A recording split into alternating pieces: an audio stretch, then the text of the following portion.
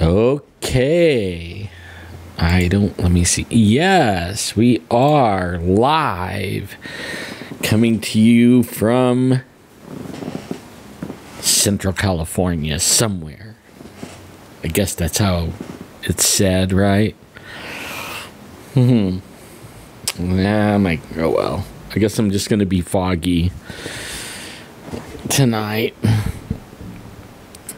Yeah, well, I got a package today from an undisclosed person, Purple Rose, and it had some t-shirts in it. And I'm going to auction off the t-shirts. They're pretty good. It has the gugwi. I never really heard of a gugwi before, but it's some type of Sasquatch, and it's called the gugwi. Hi, Winner, and hi, Incognito and Connie. How is everybody? This week, it's been raining here, and we've been having... One of my friends has been having surgery, so I've been a little bit busy with doctor's appointments and all kinds of stuff, and I haven't been able to get out in the field, but I will. Howdy, Southpaw Kev, and Ivy, and Eugenio. Is that Eugenio? And Cold Warrior. How are you guys? But I have a lead for a Bigfoot sighting, and I can't wait to get out there and look around. And they're not far away is, I know Jeff, he's been going up and down the Kings River, only the San Joaquin River runs down this other way, and I've been getting reports around the other river, around the San Joaquin River, so I can't wait to get out there and check this out, and I mean, like, it's out in the middle of the Central Valley. It is like far away from the mountains. I mean, like, far. I mean, it is amazing that there's Bigfoot sightings like way out in the valley, but it doesn't surprise me because I've been kind of figuring, following Bigfoots for a little while. I don't know, Bigfoot or Bigfoots. Bigfoot sounds right, huh? Like there was 10 Bigfoot instead of 10 Bigfoots. Well, I've been following the Bigfoot for a while, and one of the conclusions that I've come to recently, really like over the last couple of years, I guess, is they follow the green. So if there's creeks, creek bottoms, rivers, they follow that. And I'm going to find out, like, for sure how far, like, at least, and see if he's making it out as far as where people are saying that he's getting to.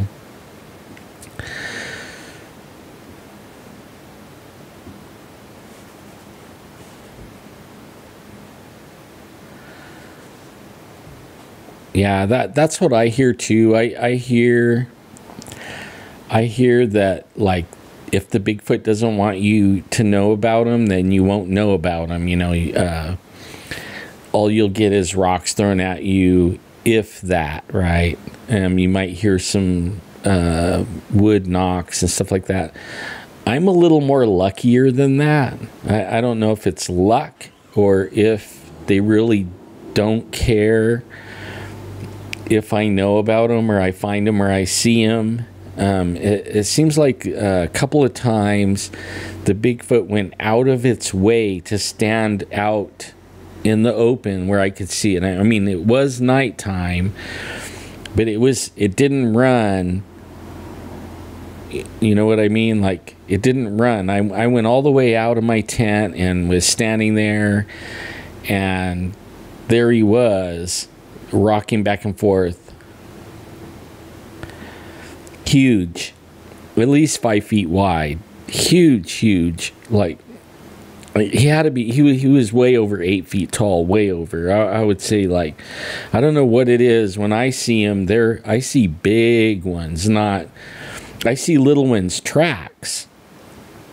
But every time I see one, it's scary size. You know what I mean? Like, it makes you wonder if he couldn't even pick your car up and run away with you in it. I mean, that's how big the ones I normally see. And they don't run. The first one I saw ran, but the last couple, it was like they were standing there waiting for me to come out and waiting for me to see them and then stand there and look at them. And so I can't wait, you know. And then I just got done talking to somebody just now about another place that I've been talking to Mr. Ghost Wolf 999 about going to. There is snow up there now, and I don't know how deep the snow is at the moment. I'll have to watch the weather and see if I know we can get to it because there's a snow park right there. Only I've heard it. I've been told by 2 different people now that there is supposedly over 200 Bigfoot in this little area, and they're like family, like a huge family, and they're all different colors. They're in the trees, like up in the trees. They're, you know, low on the ground, laying and hiding and peeking over rocks and grass. They're all over the place, right? And see, I think 200 is a lot too. I've heard that before, you know, the 200 thing. How's it going, Ralph? And Dead Fox, and let's see who else. Southpaw Kev and Talon. In another place, we were told there was over 100, and it turned out to be like 5 of them. I mean, that's the number that we finally, after, you know, several visits, we realized there was only like 5. At this place, I would say there might be quite a few more than 5. It's an area that's right off the right near wilderness, and it has like, you know, tributaries to rivers, big huge creeks going through there and stuff like that. So, and it has a lot of game, and there is hundreds of reports all around the area. I mean, it might even be in the thousands of Bigfoot reports. So, heck, I think 1 is a lot. You know, like if we get out there and it's just 1 big one, that's enough for me, really. You know, when it gets to be 3, that's a crowd for me. You know, that's enough to make you want to get in your car and run away or drive away anyways. Like 20, that's a lot. But only, you know, the estimate is from the 2 different people I talked to that had encounters there. They said they were all over the place. I mean, they were just estimating 200. Both of them estimated the same number. That's what's weird. And they all they know is they were all over the place. They were in the trees. They were behind the trees. They were behind rocks. Some were really close. Some were a little bit further. I mean, it was a really. I can't wait to go and check that out. Just like I can't wait to go down the other way and check it out. And then and now I have cell service, better cell service on my phone now. So now I might be able to do some stuff and bring people along, you know, as I go out there, and maybe do some live out there too. That doesn't mean I'm not going to set a camera up, though, a good camera, and go through, you know, with a good camera. Because I think the live, when you do use your cell phones and stuff like that, it's neat for the people to see where you're at and stuff like that, but you really can't see anything. Cell phones are like close quarters, blurry, reception spotty, all that kind of stuff. But when you bring a regular camera with you, along with the cell phone and videotape in a high def, 60 frames a second, and then bring it back and then run it on YouTube where everyone can make it big. They could go on their TV at home, and run YouTube on there, make it really big, and they can see if they see anything that I missed. And it has happened, believe me, a few times. In fact, even when I was with Jeff, people found things that, after we went over the pictures several times, and they still found stuff that we didn't catch. And I know, like, some of it was because we're looking at 1,500 pictures, out of one game cam, and there was like 7 game cams. So, we're 8,000 pictures, and after a while, everything just runs together. You know what I mean? You're when you get around 800 in the first camera, you're kind of like going fast then, trying to catch little blips and stuff that might be different. Yeah, and it isn't easy. How's it going, Arlo? No evidence. All they got was scared.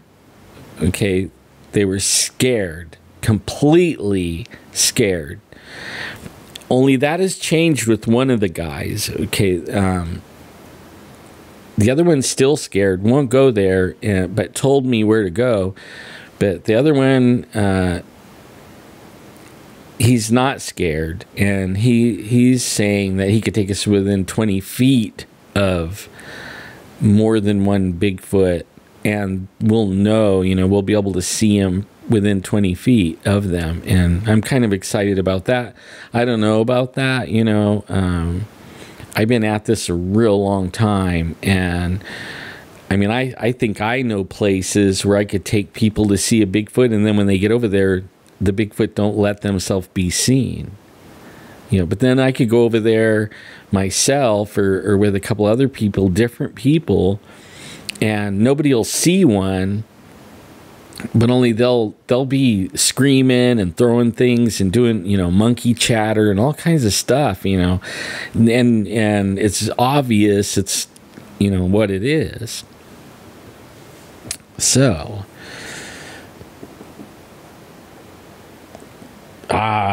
token it up, man, for the new year. That's okay. I want to do my worm farm, guy. I'm looking for partners because I physically can't do the earthworm farm. So I'm looking for partners to help me run an earthworm farm, and it's all set up for the 420 because there's going to be some people that want to grow their own, and they want to use totally organic, 100%, the best stuff you can get, and that's worm poo. And I know how. I've killed millions and millions of worms trying to figure out how to keep them alive, right? And worms can stay alive for 15 years, but my first few batches didn't last but 2 weeks because I was bad. But only now I know exactly how to keep the conditions right, what to feed them, everything for the ultimate breeding results, like the highest amount of worms that you can get in, and the whole 9 yards. I know how to do it, believe me, and I know there's going to be some folks. In fact, I know some that live right around me that they're gonna want this worm shit, and they don't even know they need it yet, right? They don't know because nobody has any. It's like really, you could get it online, but it's like little bitty amounts for a lot of money. And I don't care to make a ton of money off of one bag. So, or, one little amount. So I'll give it away at first and let them try it out, the little bags. Then when they want more, then we'll talk price. But I'm not going to kill them, because I have a feeling that it's going to, just like last time when I was healthy and I was doing it, I never found out how much was enough. I always ran out, always. And before the end of the month, I ran out, and we're talking like in dollars, I was making like $10,000 a month off of worm poo, and as high as $13,000. But I always ran out because it's so good. And then everybody was trying to tell me, don't tell anybody, right? It's our little secret. I'm coming to get it from you. Don't tell anybody else. It's like, okay, it's our little secret. I won't tell anybody, but I was telling everybody, just like I am right now. But it's the best stuff that you can put on plants. It's totally organic. There's no man-made chemicals in it. Nothing that can hurt you when you smoke it or eat it or cook it or whatever, like however you consume your 420. This ought to be really a fun, profitable year just in worm poo, hopefully.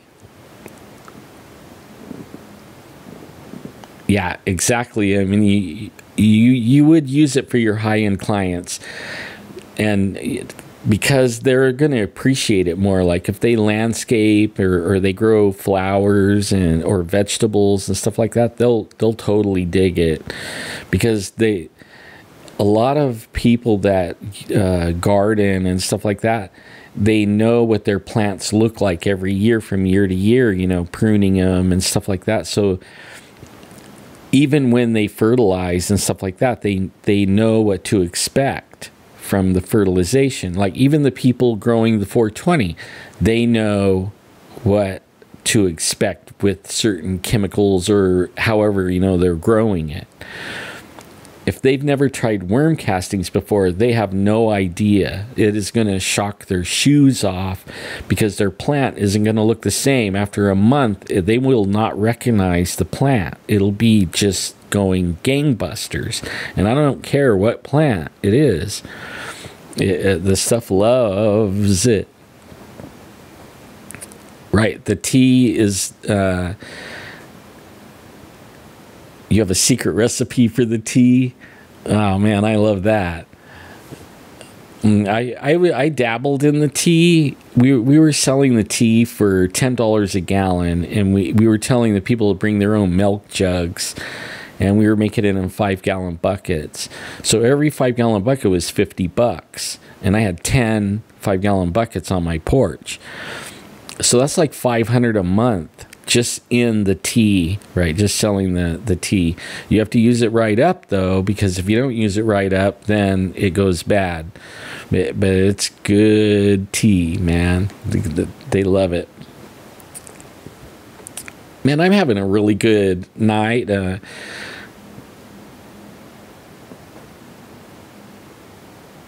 Wow, $20 a gallon? Man, dude, that's pretty good. It must have been some good shit. Literally. Yeah, I mean, I took my wife out to the doctor today, and then we decided we were gonna go to Costco. We haven't really done any shopping. We've been so busy, we just haven't done any shopping. And my wife's like, let's go to Costco. There was something in there that she has been wanting.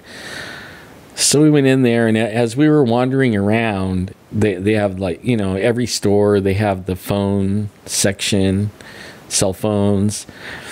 And I heard about this T-Mobile plan. It was like 55 and up, 2 lines, unlimited everything, data, minutes, everything, and $60 a month for 2 lines, unlimited everything, and for anyone over 55, no taxes, no anything, and it's actually $70. But if you, well, anyways, we're like trying to get information from the girl at the phone thing, and she said, I'm telling her I want information on the 55 plan, you know, and I could have, you know, picked Verizon or whatever. They had all of them all the way around the little booth thing, but I was after a certain one, the 55 and up thing, you know, because it's a pretty good deal. And she kept ignoring me. She's like, you know, kept steering me to these other plans, and I was like, no, you know, I don't want that. I want, you know, I know what I want, and I want the 55 and up plan. And finally she says, you know, me and my wife were standing there looking at her like, yeah, the 55 and up. And she's like, well, you have to be 55. Like, duh, you know, it says 55 and up plan. She goes, yeah, well, you're not 55. Like, serious? And that, what a very nice thing to say. But, you know, you want my ID? You know, I'm way over 55. But it was really nice. I mean, that made me feel really good. It made my wife even feel better, I think, you know. I think that's a lady thing, you know. Somebody says 55 and up, you know, you don't look 55. Yeah, my wife was like, oh, you know, and if she hears me, I'm probably going to get slapped on the back of the head here real quick. And yes, I did have John Pape, the master gardener. I had a master gardener come out. His name was John Pape. I had him come out to our ranch, and he videotaped our worm farm. And we had a big greenhouse, and what we did was, for the cameras, we mixed up a batch of soils, potting soils, and we had a couple of big, huge spider plants with like 800 little baby spiders, and we cut a whole bunch of them off, and we for the camera, you know, we mixed up regular potting soil, just regular general potting mix, and then we planted some spiders in it, and then we took some of that regular general potting mix, and then we mixed some castings into it, worm castings, and we planted, you know, 40 little spiders in them, all basically the same size. And then for the next 3 months, we watered them regular, you know, both of them got the same water schedule, everything, same amount of sun, same everything. And when the camera came back in 90 days, the spider plants that were in just the regular general potting soil were like, they were starting to grow, and they had like a little shoot coming out the top, you know.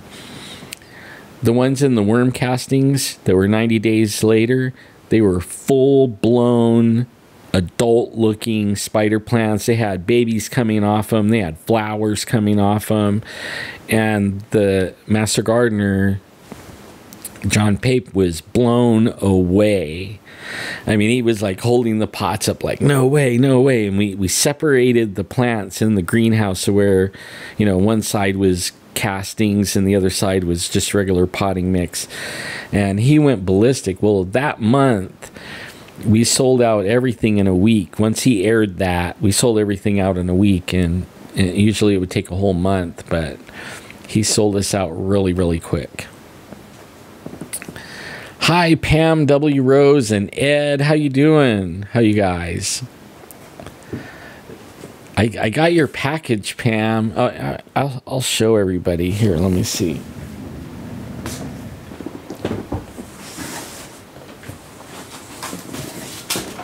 I probably should have set them. You know. And she could probably tell you more about what these are. Whoops. I'm like dropping them all over.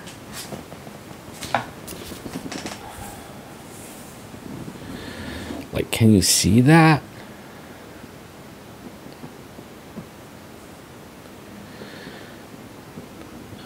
see. I gotta stay back with it. A gugui. Is that how you say it? Gugui? And she actually drew this. This is her own drawing. And let me see. And I'm gonna auction these off, you guys. Okay. And I'm not gonna wash them or anything. I'm just gonna leave them like this. And anyone that wants to buy one, let me know. And in fact, like, if you get a hold of Pam after I sell out, and you get a hold of Pam, you might be able to keep on buying them. Like, go to her. She has a T-shirt thing, and you may be able to buy some from her, you know, off of her site. And I love that Bigfoot, huh? Like, what is that? Is that cool?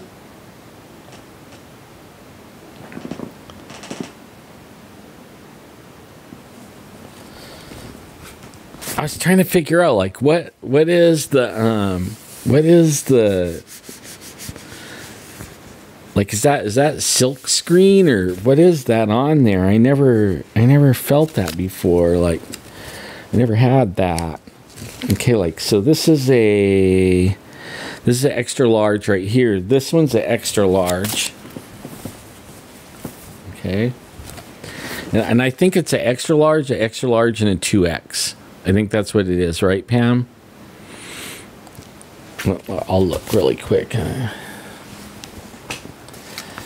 Let's see. Pam sent me so much stuff, you guys. I have some more stuff too. That I have some signed posters, autographed posters by the old mountain men guys. Only I'm flattening them out right now. They're getting, yeah. Here's a large right here. This is a large.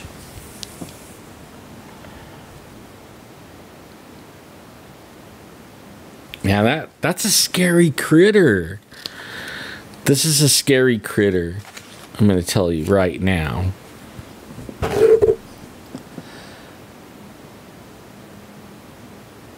A Type 3 Bigfoot. I never heard of a Type 3 Bigfoot. Oh, iron-on. I almost bought an iron-on t-shirt making thing when I was working at the casino. Isn't there, that's why the instructions right here, right, on how to wash them, because you have to do it a certain way, right? Otherwise it'll come off or bleed. And then this one right here this is a 2X right here.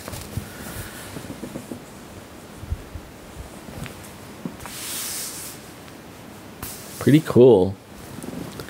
Very, very cool. Yeah, it is. Yeah.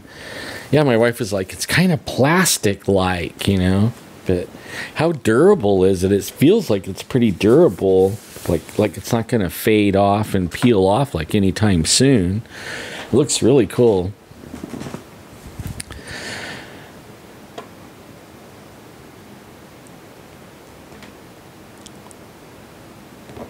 It had no tail or no tall ears.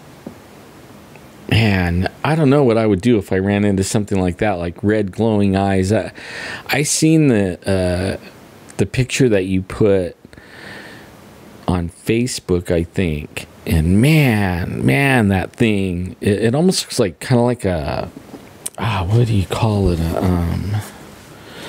Like a pig face, kind of almost. I don't know, maybe it's just the nose throwing me off, but he's kind of got like the weird ears, you know what I mean? Like a pig kind of, like a pig man, you know, pig man. But you can see the ears. They're like they're not on the side of the head like a human, you know what I mean? It's almost like a dog man, you know. You know what? I'm not sure how many Bigfoot, like, I watched, what were those guys? You guys are the ones that introduced me to those guys. I never even heard of them. they say there's like, was it 4 or 5 different Bigfoots? I'm Bigfoot. I don't know. I've only seen one kind, and other things that I've seen is not. They weren't. It wasn't even close to being a Bigfoot. I know, like when I was on BZ's radio talk show last week, I talked about that, about the thing that was flying in the air. Now, it had fur like a Bigfoot, brown fur, but it had eyes like a moth, like a giant eyes like a moth, and wings like a dragon. I've never seen anything like it since or before. And I've never... Yeah, Bear and Kumbo, that's the ones... That's the ones, and I don't know how they know there's types. You know what I mean? Like, when you start saying there's more than one kind of Bigfoot or hominid or whatever you want to call it, and I'll catch flack for this. You know, every time I do this, I catch flack, but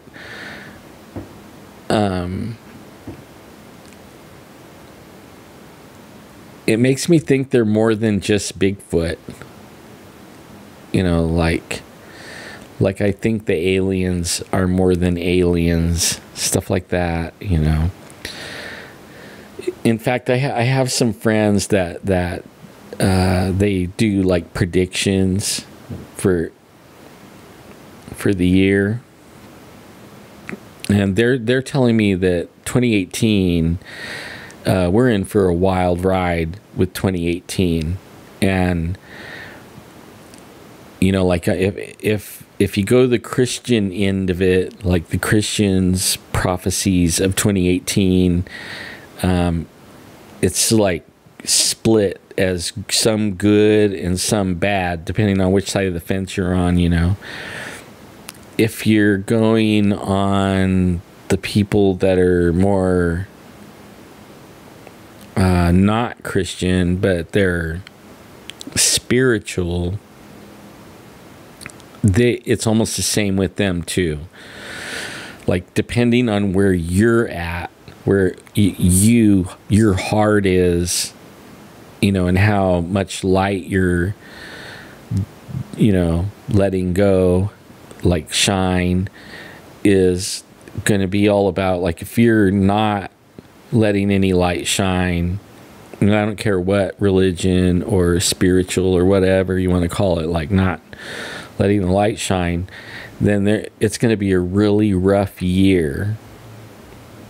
But if you're a person that lets your light shine and you enjoy helping people and doing stuff like that, it's going to be a very good year, you know. And I've heard the gamut of what the good might be and what the bad might be.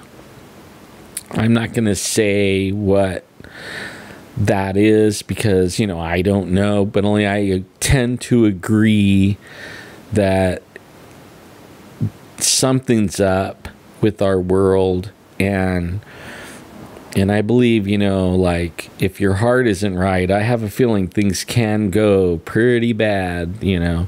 And if your heart is in the right place, then, you know, it could go really good, you know. So the new Bigfoot evidence shows 4 different Sasquatch species. I think that's the one I watched, the Kumbo one. I heard they broke up, like you know, they don't do anything together anymore. That's what I heard. And I need more coffee. I'm like falling asleep. I'm serious. I am so tired. I've been running my poor little butt off.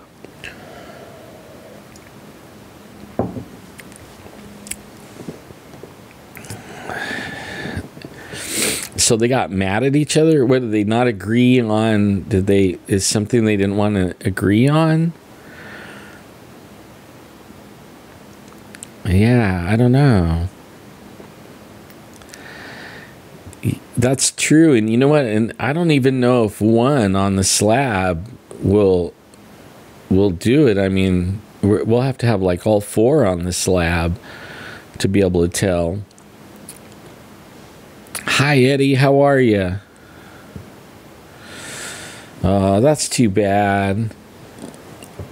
I thought those guys were doing really good, but you know, I know how it goes about like you put everything you have into something, you know, and then one day the powers that be decide they don't need you anymore, so then whoop, off you go, you know, and all your names get taken out and all that stuff, you know.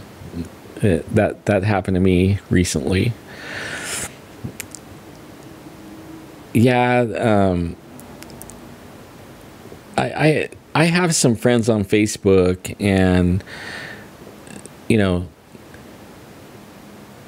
one of them is, I mean, some okay, and I'm not bagging on them or anything, any of them, because I don't know. You know what I mean? I'm not an expert on Bigfoot, but only they're like, for sure, it is a flesh and blood animal, and it can be killed. It doesn't do anything special. It's just bigger and faster and smart. And it seems like that it has these extra special powers because of how fast they are and how quick they can disappear. And then I have friends that, you know, like Ron and his the Sierra Bigfoot sounds. You know, he started off with their like blood and flesh and blood, but as you know, like with me, he goes out and he goes out and he goes out, and you keep going out and keep going out, and after a while, like you can't know something, even a little bit of something, if you only go out like, you know, once every 5 years or something like that. But for some reason, what's a weird thing about Bigfoot is it grabs people, even people that never saw one. You know, people that, like, they saw the Patterson Gimlin film, or they saw Monster Quest or something like that, and they get intrigued, and then they you know, they go researching more than anybody, and they still haven't seen one. You know, that's the weird thing, is there's some real gung-ho people out there, and they never saw anything yet. And then you have, you know, people like me that almost every time I go out, if I'm in an area where there's a Bigfoot, something happens, you know, or I see one. You know, I get a glimpse, or sometimes a full-on. Oh my goodness. I guess you can't get up like 4 o'clock in the morning and run all day long and not be tired, huh? I haven't seen Rob Lowe's show. I don't have cable. I cut the cable. And for a while there, I was kind of like thinking maybe I should go back to cable, but I'm not ever, you know, when Rob Lowe's show hits, you know, Netflix or Hulu or YouTube, then I'll watch it. But until then, I'm not watching it.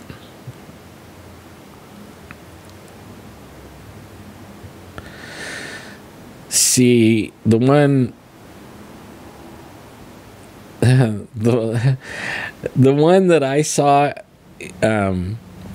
you know where I don't know, Eddie, you know where the campground is on the Thule Res? It's not the high campground up in the big trees, but the lower one that along the river. There's a campground, and they have like a stomp dance area, and it's just like, and then there's a trail to Chololo Falls. we camped right there, and when I went out in the middle of the night, there was a huge Bigfoot out there, man. I mean, he was a monster, the biggest thing I ever saw so far. I mean, it was really big, and he was not running, and I think he was waiting for me to come out, tell you the truth, because if he didn't want me to see him, then he would have hid. But he didn't hide. He was standing right there, man. And he was rocking back and forth, and he was huge, enormous, huge. But yeah, right on there. It was right on. Yeah. Oh, well, you're like south of the res. Like, are you talking like Porterville or something like that? Springville, somewhere over. Is that where you're at, or the other way? Like, I've been to the res a whole bunch of times, but I haven't really went around the thing. I actually peed all over myself, L. Shepherd. I mean, like, on my feet anyways, because I went out of the tent. That's what I went out of the tent to do. And I was standing there peeing when I looked up. There he was, like 40 feet away, and just standing there rocking. And he was at least 12. Man, his head was up in the trees, man. I mean, and then it was a space between the trees in a shadow, but behind it was the moon was lit up the whole area, and you could see his outline perfect. You know what I mean? He was a huge monster in there, and I peed all over myself, all over my shoes. I mean, I was getting myself back in the tent as fast as I could. Let's see, about 20 miles towards... Man, are you talking about, what's that camp? There's a camp over there. Hey, Adolf, how's it going, man? The Heartland? Are you talking about by Heartland Camp? By Badger? The little town of Badger? Is that what you're talking about? South of Springville. So it'd be like by Badger over there. Man, there's a lot of Bigfoots over there. That's a really hot zone. In fact, we were going over there all the time, and then they put a fence and gates on everything right after we did Finding Bigfoot. Right after we did Finding Bigfoot and it aired, then all of a sudden they were putting pole gates up and pole fences, and the ranger came. We were out there just hiking around, and the ranger came along and asked us, you know, we went around the gate and we were walking, but we were walking down in there, and the ranger was telling us, man, I've been coming over here ever since I was a kid with my dad cutting firewood, and now I work over here, and I never seen anything. And she was making fun of us and stuff. It was like, yeah, make fun of us. Go ahead, you know, go ahead and make fun of us.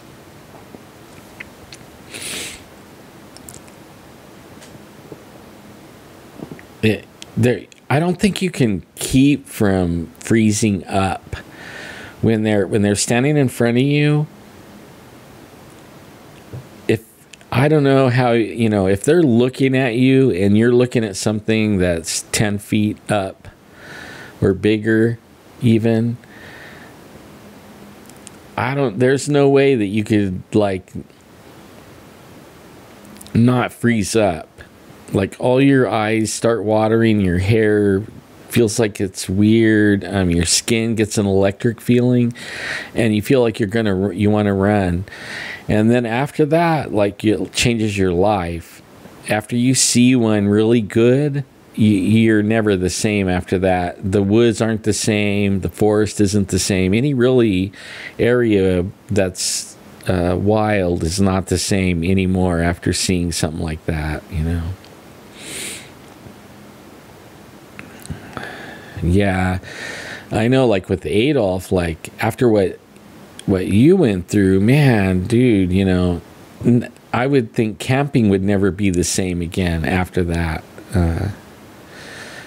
Yeah. South of Table Mountain Casino and near Sugarloaf Village. Huh. I'm gonna have to look that up. I think that's where me and Adolf were just driving down through there. Down Blue Canyon, down through there. It goes from the top of the 4-lane, Peterson Road on down, to Pine Flat. In that area, I think that it's Soaproot Saddle and Blue Canyon.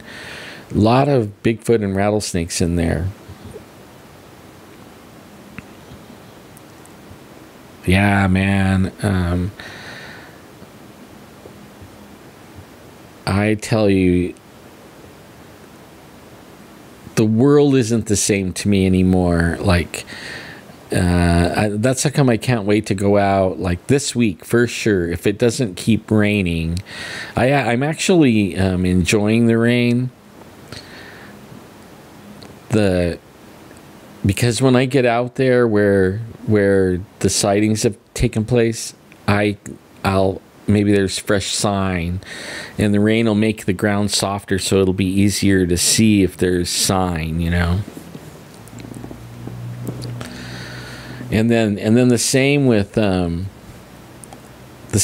going up to the place where those guys are saying there's 200 of them. I'm sure there's quite a few, but I don't even think 100. It could seem like 100, but it's more like probably a handful. See, that's me, Pam. I don't sleep either. Well, I have one bad ear that I can't hear in, and I'll put my the good ear in the pillow so that I can't hear anything, and then I start freaking out because I can't hear anything, and I know what you can't hurt what you can't hear can hurt you. Can hurt you. You talk about sleep, and then I start yawning. Sorry about that. I had to take some meds, man. The rain is killing me, man. The storms, I don't know what it is. Like, after you get hurt really bad, storms hurt really bad. The camper thing, like, I don't think a camper would stop them either, man. I know a few people that went camping in a RV, like a fifth wheel, a huge one. Oh. Multiple pop-outs and everything, and the Bigfoots are running around and shaking it and looking through the window and everything. It was like really scary to him, and I don't think he's going to go camping at all, even in an RV. But I feel safer in an RV because I could have guns, and at least you'll know if they're breaking in. In a tent, you're more like a sack lunch. I mean, they could just run by, grab it up, throw it over their shoulder, and run away with you. Like, what are you going to do? What are you going to do? Yeah, they made a movie of it. It's more like a docu-movie or a documentary. Somebody should make a movie of it, though, because it's like one of the better abduction stories. I think the only best one, the only one that is even close to being anywhere near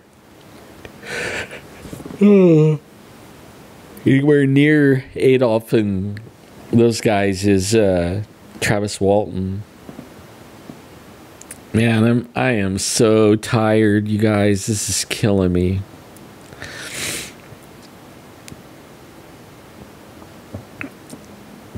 You know, 10-1102.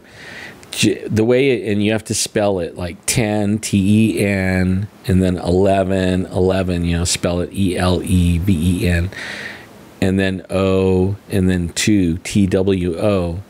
Type that in a Google search, and that will go to Adolf's They'll go to Adolf, the 101102. And the one, I think he showed us the one where he got interviewed. I think that's when I first met him, even. The one you shared with me in Facebook. That's when I first met you, when we did that interview and you went in the studio with Jeff. Only I wasn't behind the camera yet. I mean, I was behind the camera. I wasn't in front of the camera yet. I was like the tech guy in the back. And that was like 2011, something like that, when we did that a long time ago.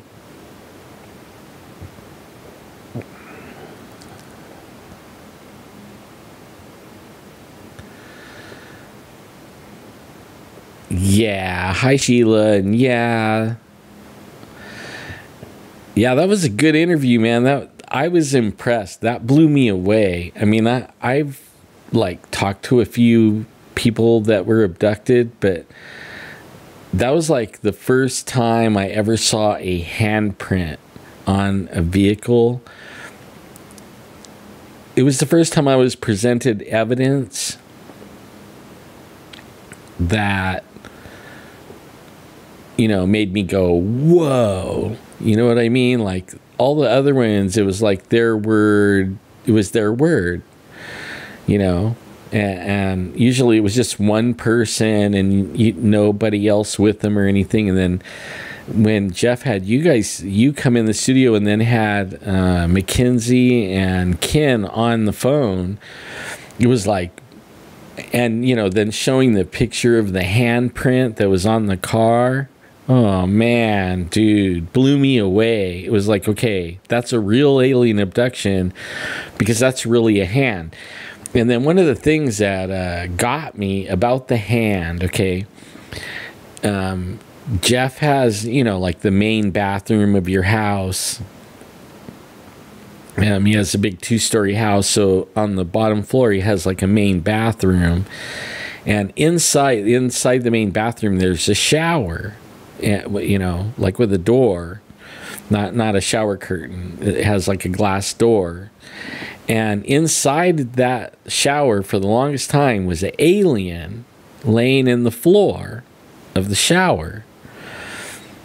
I mean, it was kind of freaky to go in there and there's this alien laying in Jeff's bathroom, you know, in the floor. But only what really was weird about, you know, I seen that alien like every week when we go do the show. I would see this alien in there. Well, then Adolf brings this picture of an alien handprint on the car, and it matched exactly the alien hand that was laying in the shower in Jeff's bathroom.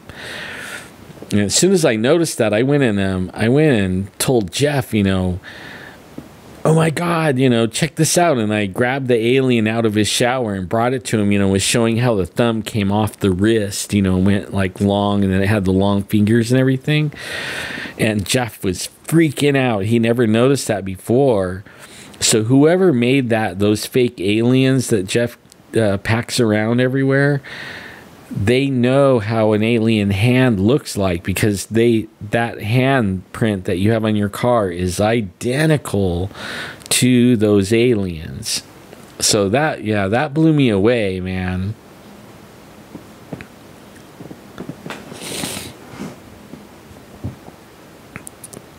Yeah, that's all you could do, man. That's all you could do. And it gets easier and easier though, huh? Like, and then, you know, I think everybody should find out about Adolf and Ken and what happened to those guys, because who knows how many other people that's happening to, and you don't even know, you know,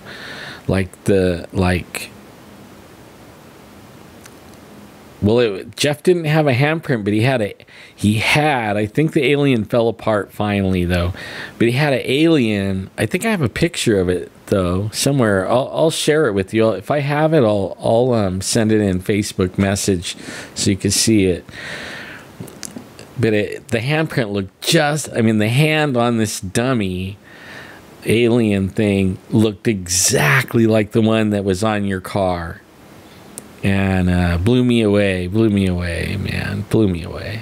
But I'll find it and I'll show you, because you know how the on the handprint that was on his car, the thumb actually came out of right here, out of the wrist, and the hand was like a triangle, like, right, and then it only had like, I think, 3 fingers, right, and the thumb came out of the wrist and went way out and up like that.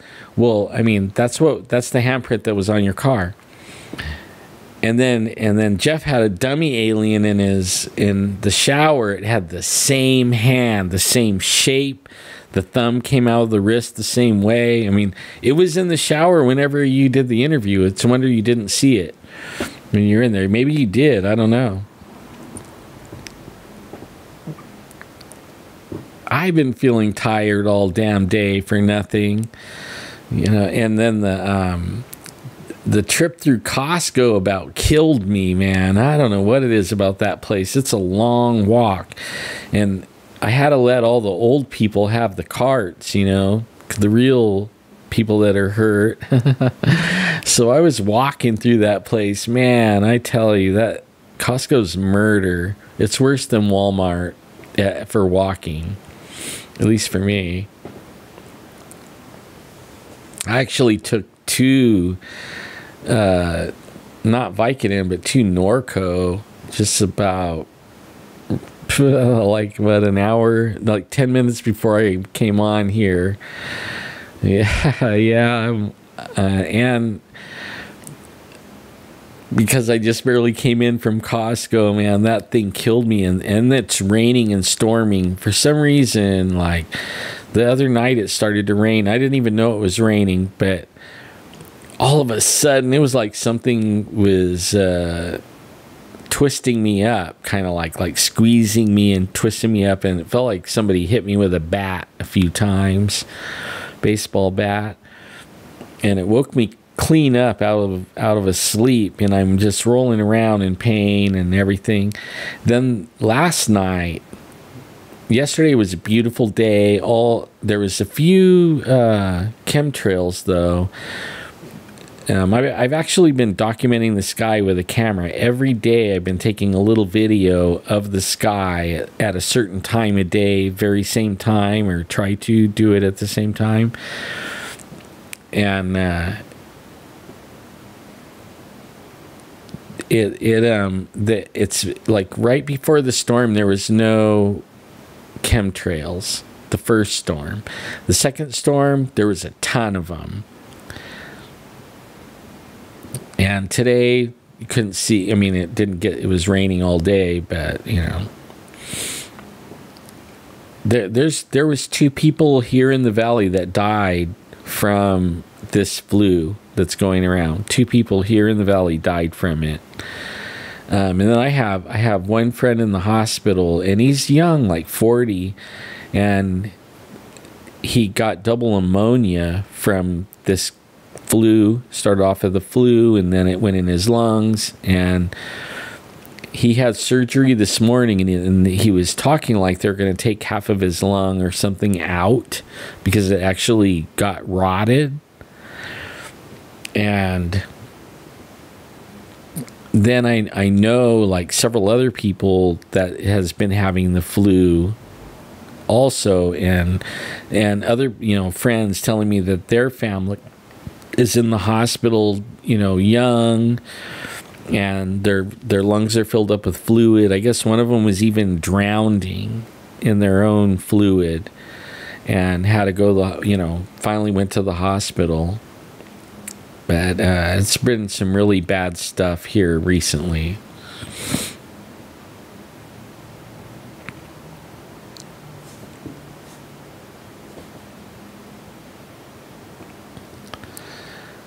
Yeah, man. I'll help you outsmart them. I love a little game like that. I'll help you outsmart them, because the aliens are smart, but I heard they're not that smart. They're more like an AI type thing. They're they're made out of DNA that they steal from people, abductions and cows and stuff like that, and they make these container bodies that, and then where they chip the brain of an alien into it, and I heard they're not that brilliant or bright, and they don't show emotions or anything either. But I heard you can trick them pretty easy, at least the grays. I wasn't able. I tried to get hypnotized. I think I actually. What's kind of weird is I did not feel like I was hypnotized. Only I was visualizing really good too, almost like a movie of when we had the missing time. But according to Jeff, I didn't get hypnotized, even though I was going. It was almost like a regression type thing for me. Like they were talking, and pretty soon, all of a sudden, I was seeing. I mean, I was laying there listening and everything, but then it was the second time that they went to hypnotize us. It was almost like a regression, and I actually could see in my mind's eye everything happening and stuff, and I was able to like step outside of it. Even though I still knew what was going on around me, I was able to still do that. So I don't know if I got hypnotized or not. I think I did on the second time, but not the first time. Yeah, the flu is really bad, and according to my doctor, I just saw him a couple days ago. He says, don't get a flu shot, especially me or anyone that has a low immunity, because the flu shot will give you a little bit of the flu and it'll lower your immunity more, and then you'll catch the flu, the one everybody has. So you got to be really, really careful.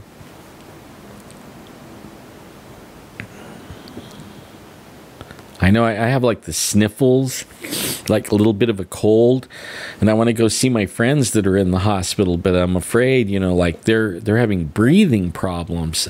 Everybody I know that has this stuff, their lungs are filling up with water. I mean, their lungs are filling up with gook and stuff. I mean, and they're calling it the flu, then it turns into something else, and I'm afraid I don't want to go in there with my low immunity, first of all. But then second, I don't want to go in there with a sniffly cold and then go in there and, mess them up worse. I would feel so bad if I mess somebody up, Man,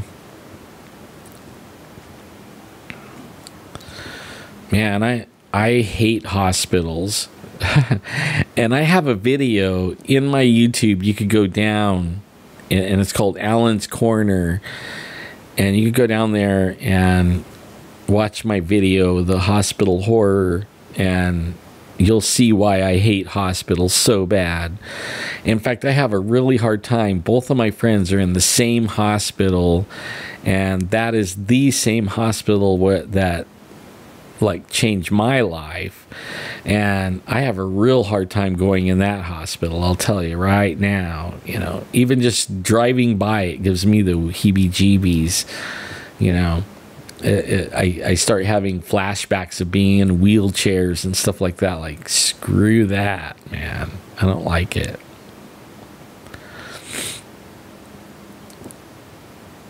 Really, where at is this? In Hemet, California?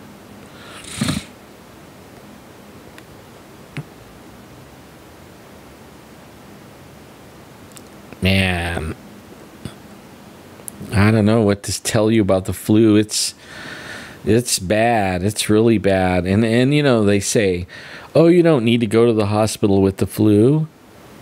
You could just get the stuff over the counter and, take care of yourself. You can start doing that, but if you get worse, go to the hospital, and get something, because if you don't take care of it, you will wind up in there anyways. you know, but then you'll be admitted. Like one of my friends has been in there, I think today was day 15 with this flu stuff.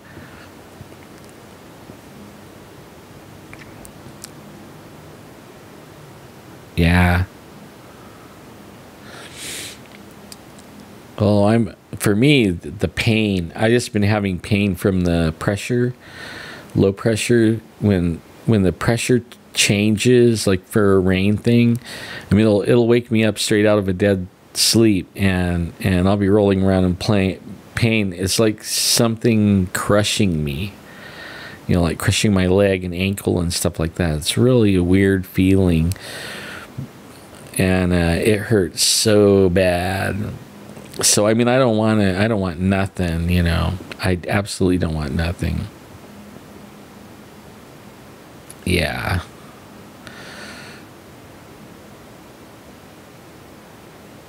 In Hemet, California, everybody's sick. Wow. I believe that. I believe that though, because like half the people on my Facebook are sick. You know, or not half, but a lot of people on my Facebook are sick, or if they're not, their family is, one of their family or somebody they know. It's crazy. This flu this year is crazy. I wouldn't even be a bit surprised about it being sprayed, and that's what's causing everything.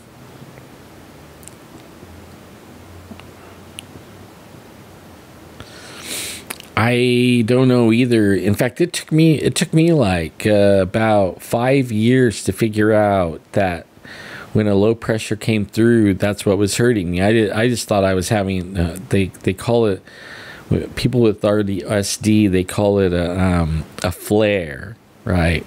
If you stress out too much, you have a flare. Like stress hurts.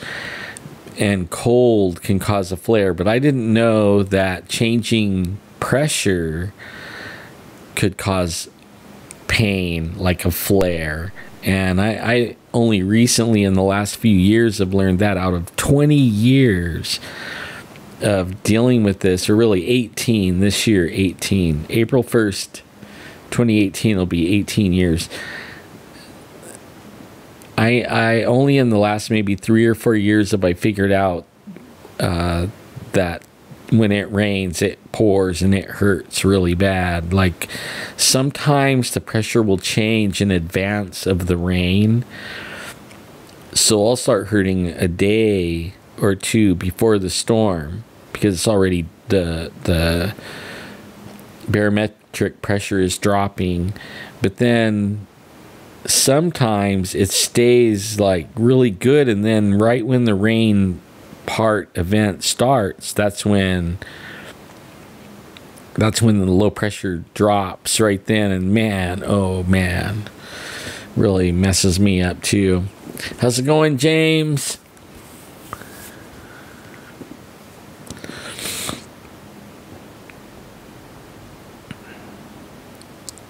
Ah, man, I would like to go see that. Wonder what is it, like old Indian petroglyphs in Hemet. I didn't know they had rock carvings over there.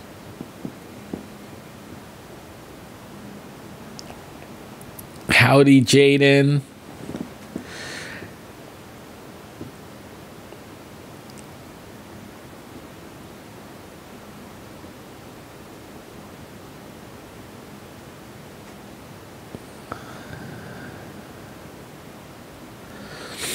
See, normally, Arlo, normally, I can't refuse the flu shot either. Normally, I have to take it. And so that's been that way for a long time. This year was the only year that my doctor let me off and said, don't take it. Because he told me that if I take it, then it'll lower my immunity some more, and I will catch something probably worse. And he said that the flu shot isn't even close, you know. The doctor I was at today, he was saying anybody that takes omeprazole and the stomach medicines like Nexus, or the stomach pump inhibitor, acid reducing pills. If you've been on them a long time, he was wanting to put. He was gonna have my wife do, or she is. We're gonna take her get a blood test tomorrow. Yeah, well, he was saying it does even worse than the kidneys. Like, it doesn't let your body, when you're on those for a long term, there's certain things that you need from food that it doesn't let go into your system. So that means you're going to be lacking certain vitamin or mineral or something like that when you're on them, plus the kidney thing. And he said the kidney thing was like, that's what he's going to check for. He's going to check to see if there's certain chemicals or nutrients that should be in the blood. But if he's going to do my wife, or check my wife's blood. If the nutrient's missing, then he has to figure out something else besides omeprazole, or however you say that. For me, I'm so old, I don't care. You know what I mean? Like, I died already and came back, so I don't care. Like, I don't. I'm not worried or concerned about meds. The only thing I'm worried about is a Bigfoot picking me up and carrying me away when I'm out, camping in Bigfoot world. That's the only thing I really worry about. I don't sweat the small stuff anymore. I feel like I did everything in my life, like my bucket list. Up until I got hurt, I pretty much checked off most of my bucket list. So there was only a couple of things, and because I had this philosophy growing up. I didn't want any woulda, shoulda, or couldas when I got old. I didn't want to sit down and say, I wish I woulda did this, or I shoulda done that, or what if I coulda went here, if I listened to my friend, or I went and did, I don't want those. So when I was a young person, I made sure, like I hot air ballooned until I was done hot air ballooning, and river rafting until you're done river rafting, and all those things, everything, traveling everywhere that you wanted to travel, I did all that stuff. But I never made it to Machu Picchu or whatever, and now, I can't hike, so some of those places are out because I can't hike. And I never got a pilot's license. And that's something I wanted to do from a little person. And I was close a few times, only when I got married really young and started a family really young. And so then it changes your priorities, right? Like, it's more important to feed your family and make sure that they have a roof over their head and clothes and warmth and cool or whatever they need, and then you sacrifice some of your goals and bucket list stuff, and so that's what I did.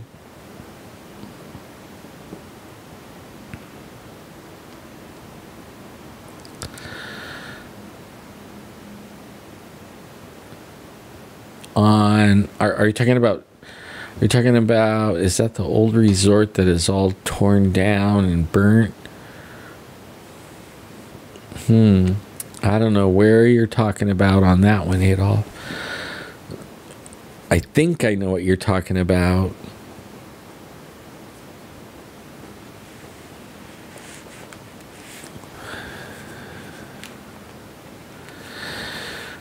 Well, what state do you live in, James? I could tell you. Like there's one way.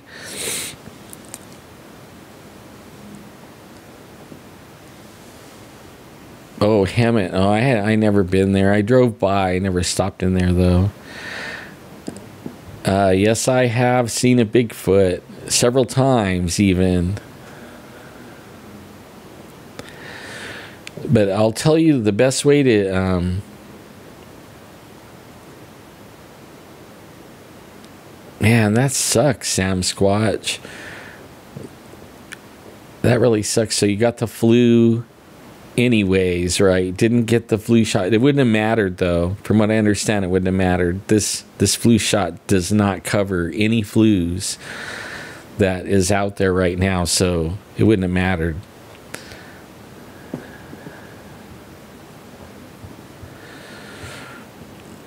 I don't know where you're going to move to where they're not spraying.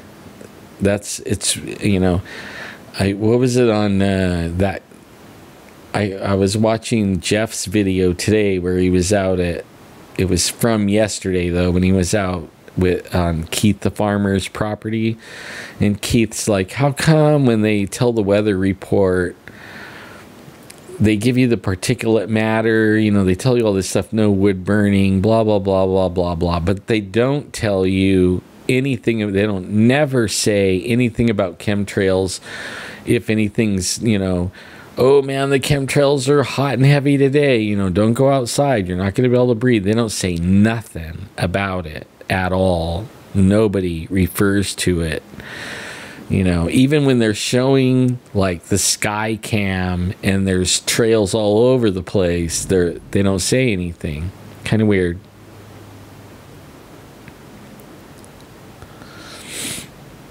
And the Cascade Foothills, that's where I seen a Bigfoot. Actually, no, I didn't see one there. I actually lost my tent in the Cascades. Something took my tent while I was in it and left me laying out on the floor of the tent, and just me and my wife. And there was 2 other tents. That I think that's why I have a hang up on tents so bad and Bigfoot, because I almost am. It was either Bigfoot or aliens, because our tent was gone. The floor was there, our bags were there, you know, our clothes and stuff like that. Everything that was on the floor of the tent was there, even us.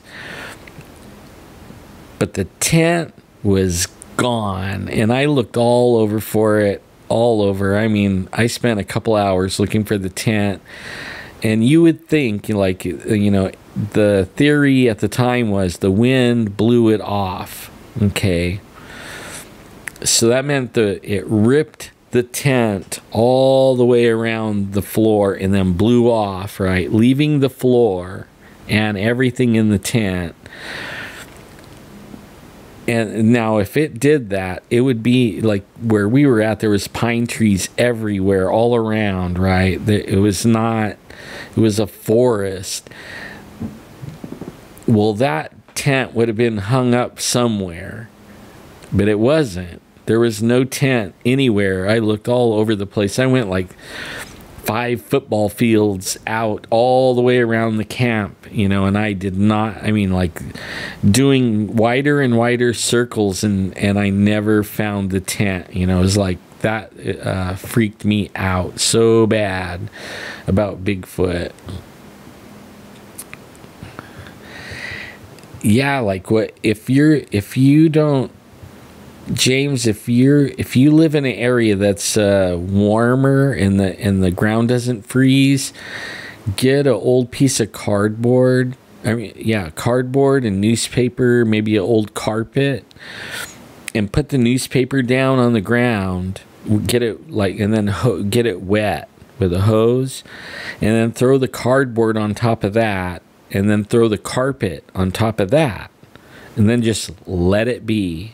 Okay, for a couple of months, the newspaper and the cardboard will be food for the worms, and they'll come up and they will start eating away the paper and the cardboard.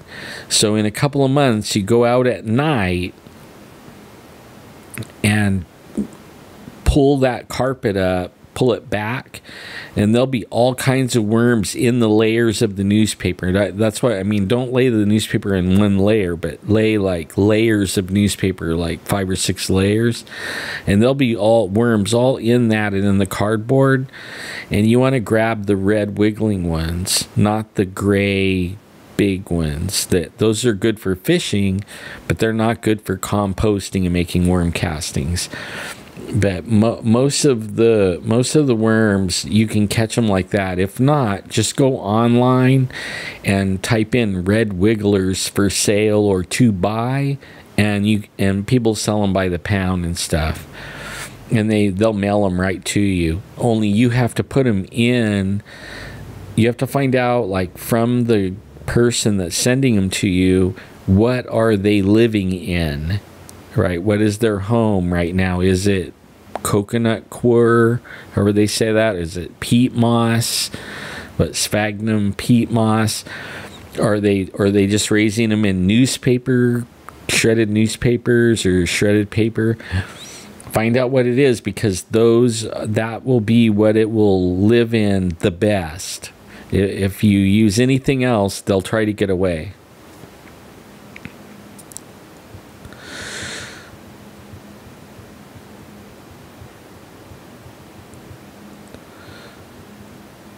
Let's see, on the 5th of January, the other day, I was driving home from a small town about 30 miles away, and there was 25 chemtrails, and 5 of them were grayish black, and you're in North Carolina.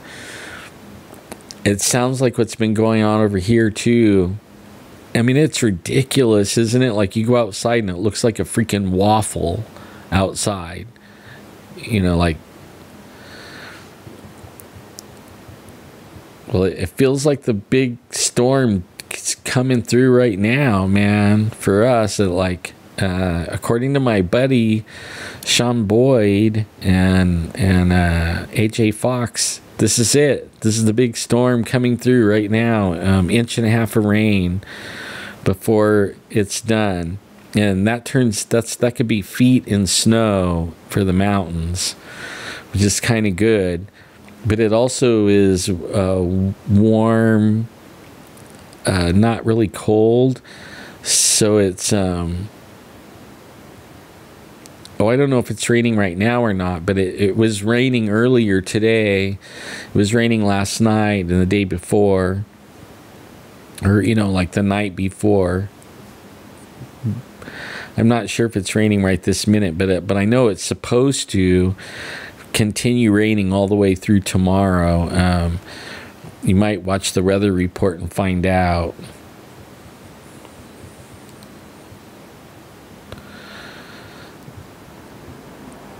$9,000 feet, that's not bad. That's not bad. But it's going to get lower as this wind goes through. It's okay if it snows.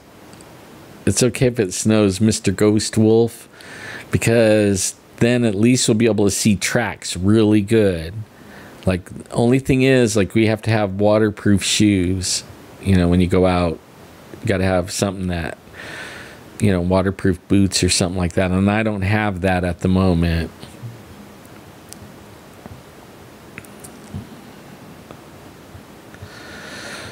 But I know, like, maybe I was just going to say maybe the Bigfoots are down here because the snow is up there, but it just barely started snowing, and the Bigfoot, been getting reports of them down here all freaking summer and winter so far. Ridiculous amount of Bigfoot reports.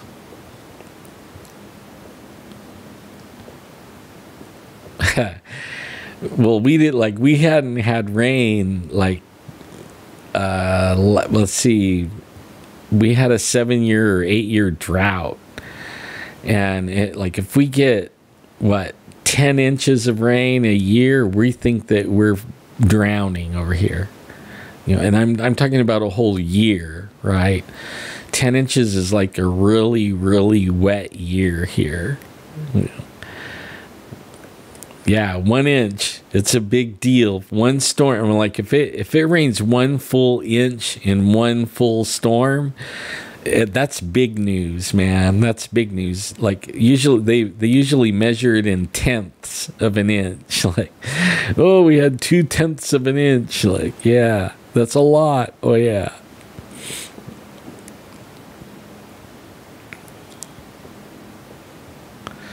Man, I saw those. I saw the pictures of Florida where the iguanas are falling out of the tree.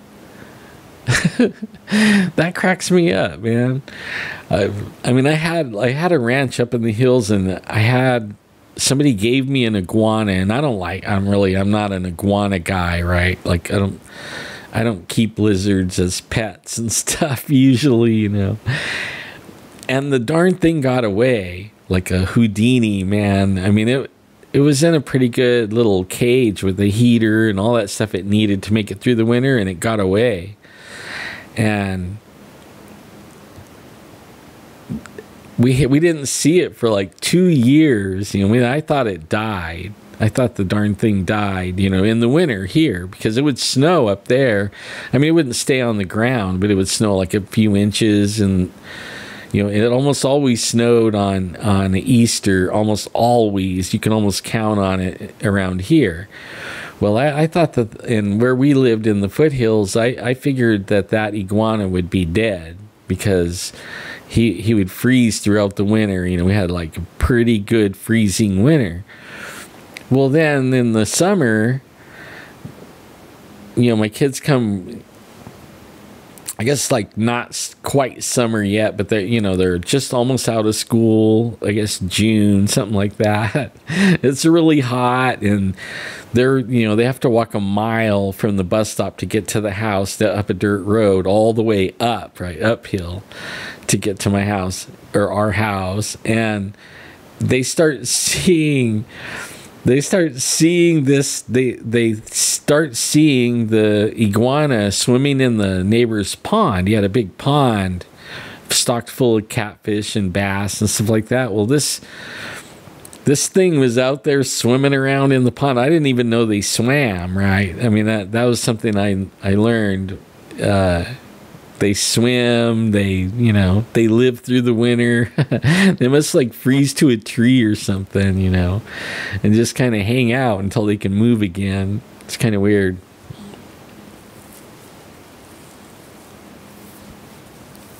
Man, you would eat it? Tastes like chicken. Yeah, I heard Bigfoot tastes like chicken. Aliens taste like chicken. I heard we might even taste like chicken. Everything tastes like chicken except for tri-tip. No.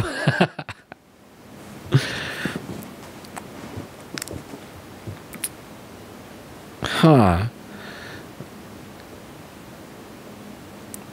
I seen a couple of black lines in the sky this year, or really last year, 2017, and it was really weird looking. It was almost like a shadow but it wasn't a shadow. It was the actual chemtrail was black looking, and it actually spread out too.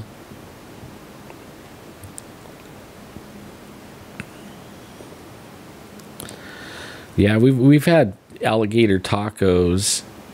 They're not bad, as long as you don't know what it is, you know.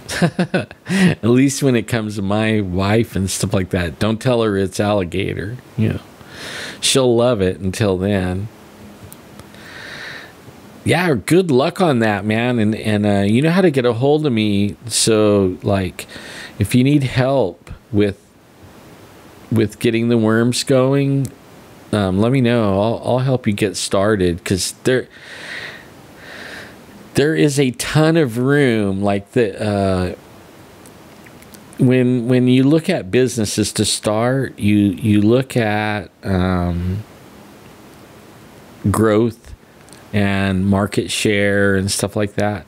Well, in the worm casting business, there is a ton of market share available because the market isn't even fully tapped yet.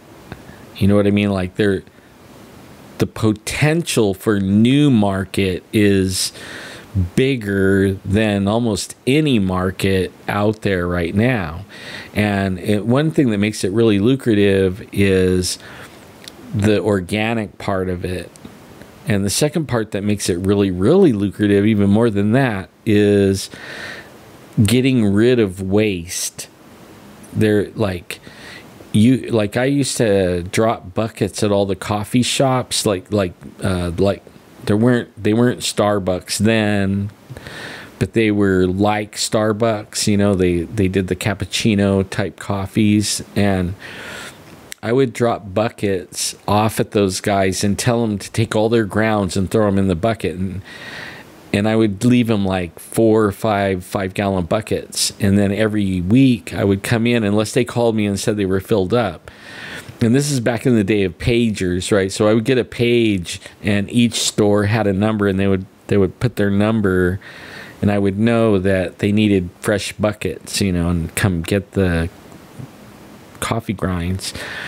And then I had a few restaurants, you know, mom and pop restaurants, and I did the same thing, only I bought roll garbage cans with wheels, you know, and I would drop off 2 of those, and they would put all their food scraps in it and everything. And then I did the same thing with people that had horses and with stalls. Okay, it was just easier if they had a stall. That meant they had to clean the stalls out, and they in the stall it would have hay, alfalfa, horse poo, and usually wood chips. And when they cleaned the stalls out, I wouldn't let them throw it away. I would have them put it, you know, like the big rollaway dumpsters that you have for the garbage. I bought 100 of those big rollaway ones like people use for their garbage. And I had to put them together, put the wheels and the lids and everything on them, but I bought 100 of them real cheap. And I dropped those off at people that had horses with stalls, or they boarded horses, you know. And I would take all that stuff, and see, I was helping the environment. What I was taking was going to go to the landfill. So by taking it and feeding it to the worms, it wasn't going to the landfill. I was actually reusing the poo in the garbage and turning it into worm poo, and then selling it. But what was really cool is some of like the landscapers and stuff like that, if you get a shredder and put it on your, you know, if you have enough property for a shredder, you could even do the landscape thing where when landscapers can come along and you charge them to dump on your, you know, to dump their stuff on your land. And then you shred it up and compost it. And once it's composted, then you can feed it to the worms. Mix it with all the other stuff you get, you know, a little bit, and feed it to the worms. And so you could, like, there's a guy down in Southern California who has 40 acres of earthworms, and the only thing he feeds them is newspaper pulp. So he makes rolls of newspaper for the newspapers to print newspapers on, and they have all this pulp that left over. So he charges them to dump that on their land, on his land, and then he turns that into a big giant row, and you know, and then puts seeds worms into it and feeds the worms. All they ever eat, that's all they ever eat is newspaper sludge, right? That's what they get, is that newspaper sludge or paper sludge. At the time, and this is like in the early 80s or mid 80s, he was making over $1 million a year in tipping fees for the people dumping the sludge on his land. And then he was feeding it to the worms. And then he was reselling the castings, which have, his castings had no nutritional value whatsoever, because all it was paper sludge, which has no nutritional value, okay? But what it did have was, it had the good bugs, right? The good bacteria and stuff like that from the worm poops.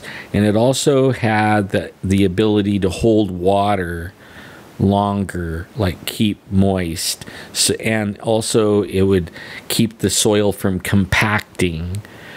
So that those are qualities that worm castings have, but it didn't have any nutritional value for the plant, except for it let the plant have aeration, water, and stuff like that. The good amoebas, or whatever, the good bacteria and stuff like that that grows in the earthworms. And one of the things about earthworm poop is it gets rid of bad bacterias and bugs and disease and stuff like that on the plants, because the good ones kill them off. So when you say if you put that on plants that aren't healthy, they'll get healthy really, really fast, and everything will be the right pH and hold the right amount of water and the whole thing. I mean, it's really, really good. So that guy, he sold his, I think it's called Squatch is the company. It's a huge company, and they make fertilizers and potting soils and stuff like that. And he would sell it to them, and they had a company called Kellogg where they would mix the castings that this guy had that had no nutritional value whatsoever, but they would mix it into their potting soils and mixes and stuff like that, and then they could say that it had worm castings in it. Even though it wasn't the optimal worm castings, it still had good properties, but only it was not really like the greatest, right? And the guy was a multi-millionaire from that. And so, I mean, the opportunity is totally huge, you know, and everywhere that you live in the United States, there's opportunity. You know, like people that live in the more northern climates, like Canada, you know, Milwaukee, Wisconsin, stuff like that, like all around up there, you can do indoors, and you can grow it in 5-gallon buckets or tubs indoors, and you put like store shelving, like, you know, good heavy duty shelves, and or build some wood ones, you know, and just put them in little tubs. They don't have to be deep. It could be like dishpan tubs, you know, like this big, this deep. And once that, and then put them in there, and there could be like inside of a, say, like a 2 by, you know, or 1 foot by 2.5 feet by, you know, 7 or 8 inches. There could be like 10,000 or 30,000 worms inside that thing. And you can make a ton of money off of this, you know, and it's really easy, really. All right, Pam, I'll see you later.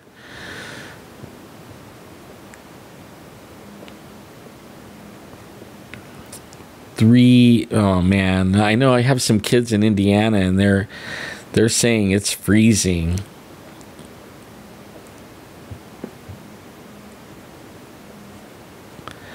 You live west of Bakersfield? Oh, well, I know where you're in a perfect place you're in a perfect place, man. You're in a perfect place. In fact, the redworms grow wild. They're like native to California. So, I mean, you put down, if you put that down, some paper and cardboard, and then some carpet over it, it won't be long, and you'll have piles of worms, man. But don't grab the gray ones. Just grab the little red ones. They call them red wigglers, but they're native to California, and there's a lot of them, man. I really got to get going too. It's like an hour and 38 minutes that I've been on, and I only came on to chat with you guys. I didn't come on. I've been thinking about doing a bedtime story. I wanted to get your guys' feeling on this. I'm gonna read a story, some Native American stories about Bigfoot, and I might call it bedtime stories. And sometime this week, probably Wednesday night, maybe even Thursday, I might come on and do another one. But I want to bring everybody up to speed on Native American lore of Bigfoots, and I'm gonna see what I could do about. I'm going to see what I could do about finding some stories and telling the stories right straight up how they wrote them. So I'll just be reading the stories to you guys. And I'm going to start with the Cherokee one. That's the one I most researched. And then I think the next one will be like the Bigfoot Wars. That's the ones where they had a Bigfoot war, and the Bigfoots were they were cannibalistic, and it caused a war with the Native Americans. And those will be the first two I start with. There's several. I'm gonna try to stay on the west coast of the United States and Canada for the first few bedtime stories of that, and then I'll move east, into the plains and stuff like that, of what the Plain Indians and what their beliefs were, and all the way to the East Coast. But only I am gonna start with like the East Coast for the Cherokee one, because that one is, to me, it's so interesting, and it maybe helps out with a little bit of the woo, figuring out what, like, some of the stuff about them. So you guys think that's a good idea? I'll do that, okay?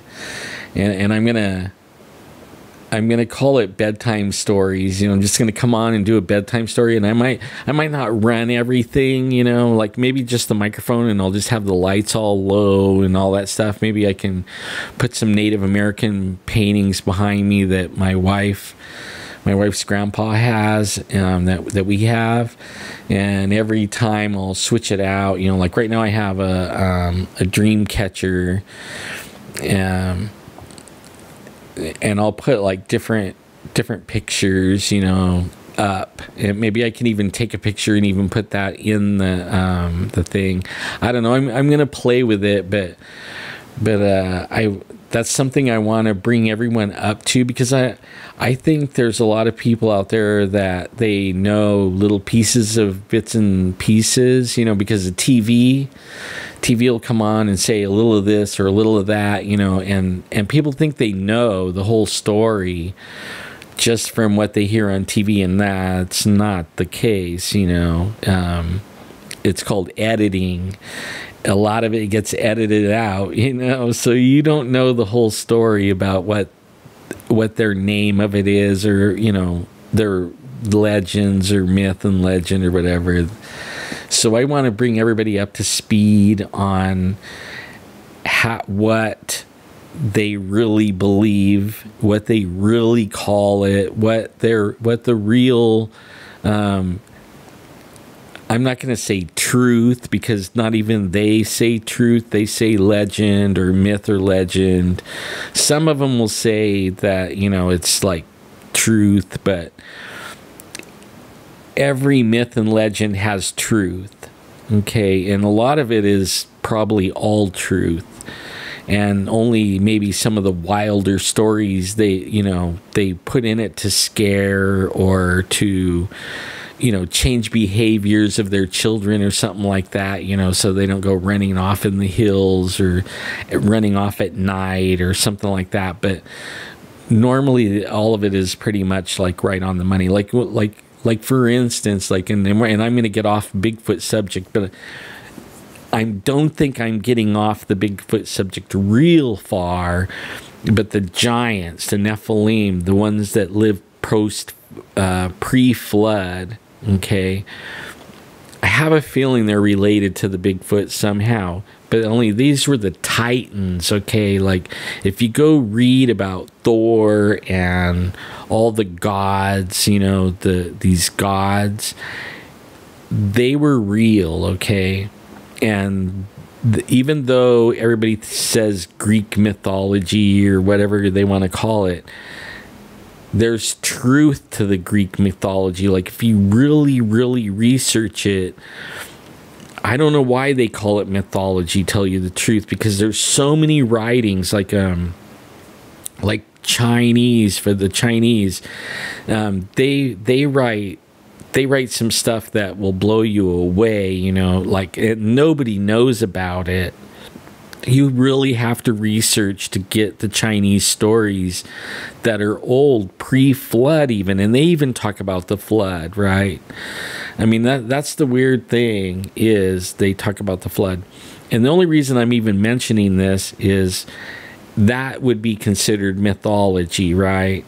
And it's more truth. There's probably a little bit of mythology in there. There's more truth in it than ever, though.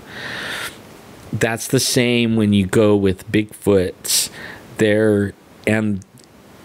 They've been around a long, long time. Their history goes way, way back.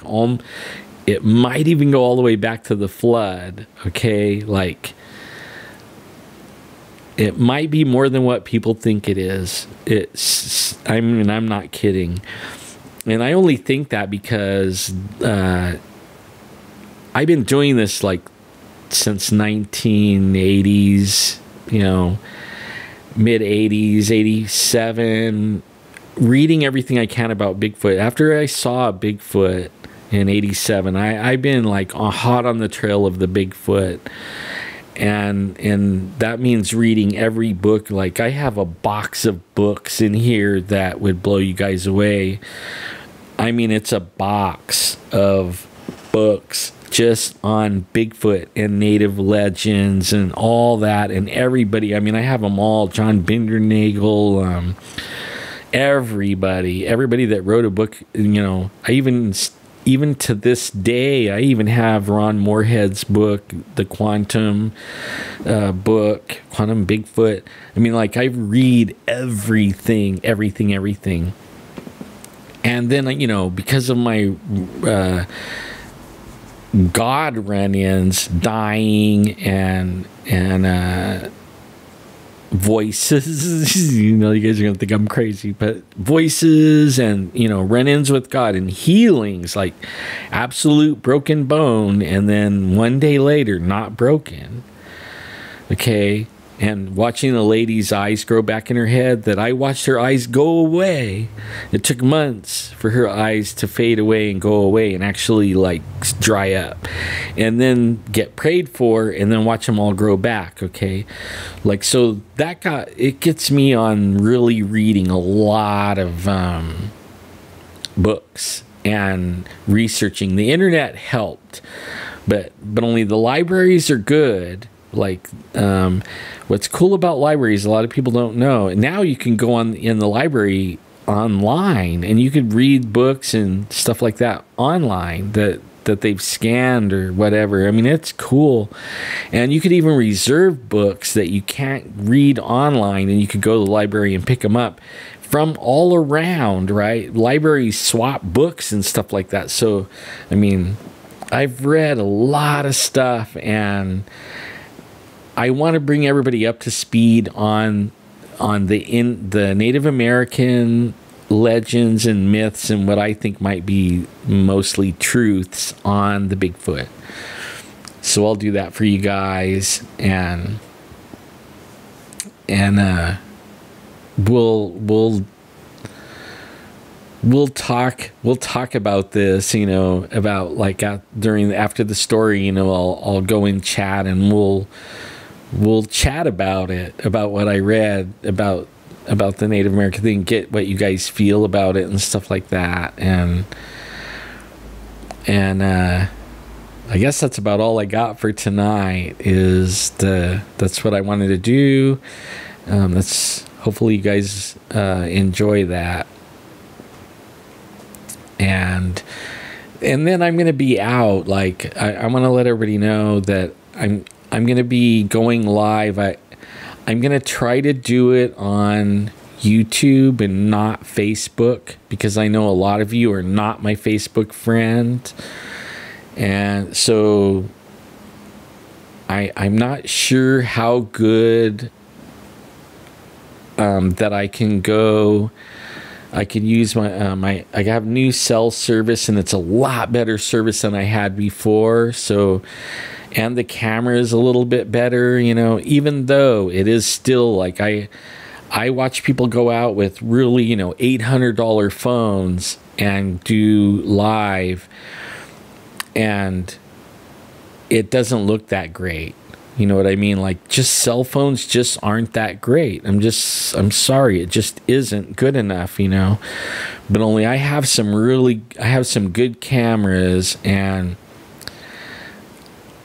I'm gonna take a camera and I'll be recording on a good camera, but I'll be doing live, so that everybody can see where I'm at. And even though you won't be able to see everything going on, I'll be able to chat with you while we're going through the area and point things out and tell you what's going on and stuff like that. And I'm going to do it on YouTube, not Facebook. So everybody that dropped Facebook, don't worry, I'll do it on YouTube. And then I also, like, it might be like a little bit of a rerun, you know. Once I'm done with the live part of it, when I get back, I can't edit on this computer. That's why I want to sell the t-shirts and stuff like that. I'm trying to build me up a computer, but I can't edit. So what I'm going to do is I'm just going to put the video raw, just upload it right to YouTube. So, you know, there's going to be things, maybe cuss words, there might be like fast shaky movements and stuff like that I don't edit out. You'll be getting exactly what I see, whatever happens, only you'll be getting it in 1080p and also at a high frame rate, so that it won't be like the live feed. You know, the live feed, it's like it's only goes as high as your bandwidth and stuff like that. So like even right now I'm running 720p on this, and I'm running like a lower bit rate so that I could have the chat running at the same time. So that's what I'm gonna do. I'm gonna make sure that I get this out. I've been giving it a lot of thought. I've been sitting in doctors' offices and stuff like that, daydreaming about what I'm going to do, how I'm going to do the new year, you know, and what would I,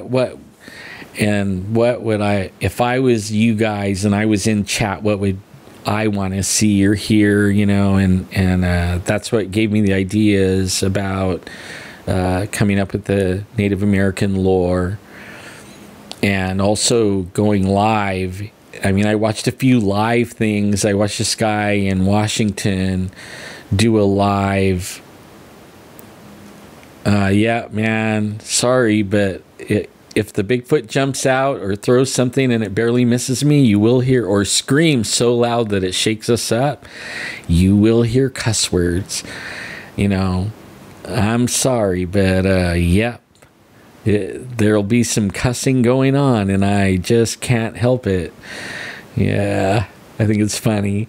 But I watched this guy. He went out in Washington Saturday at noon, and it was in Bigfoot Believers, and it was Facebook, you know. And he walked around and stuff with his cell phone, and like, I was thinking, well, that's cool, you know. And then I watched some of Jeffrey's stuff where, you know, he was running around the river bottom, or, you know, over at the lake, and I was like, well, that's cool, you know, really cool. But you can't see anything, you know what I mean? Like everything's fuzzy and blurry and all that stuff. So like we'll go live and we'll have fun, but it's going to be documented in full 1080p also, you know, 60 frames a second. And then I'll come back and upload that, and then you'll have still be able to go back and look at the live one and all its blurry glory, you know. It'll be like a Bigfoot, blurry. And then you'll be able to also go back like and look at 1080p, 60 frames a second, and really see what's going on over there, right?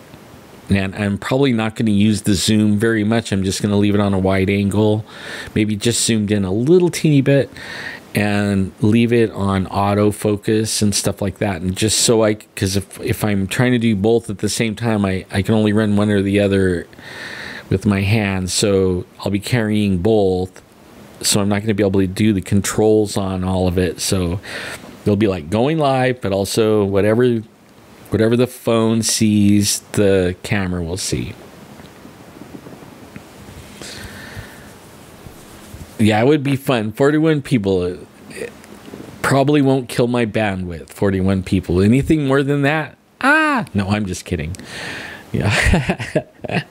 I don't know how YouTube does it. I know, like, when I do a live thing, this is something I get. Like, I got 5 more minutes, you know. I get people sending me emails and stuff like that saying that they want to comment and stuff like that right after a live video.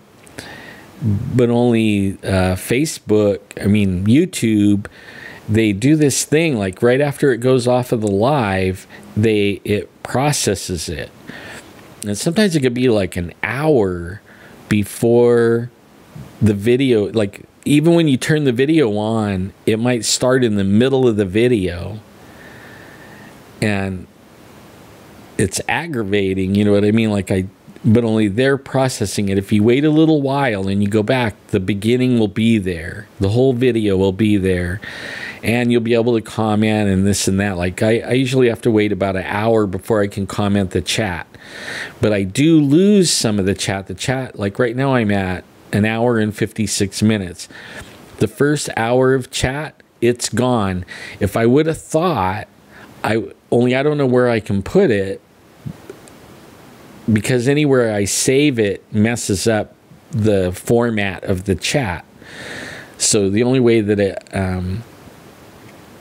I could do the chat is I'm only going to get the last hour of the chat, sadly, because YouTube doesn't let me have any more of the chat than an hour. And everybody wants to see the chat, and I understand, you know, like I'm talking with everybody live on here, and then sometimes I'm saying things that don't make sense later, you know what I mean?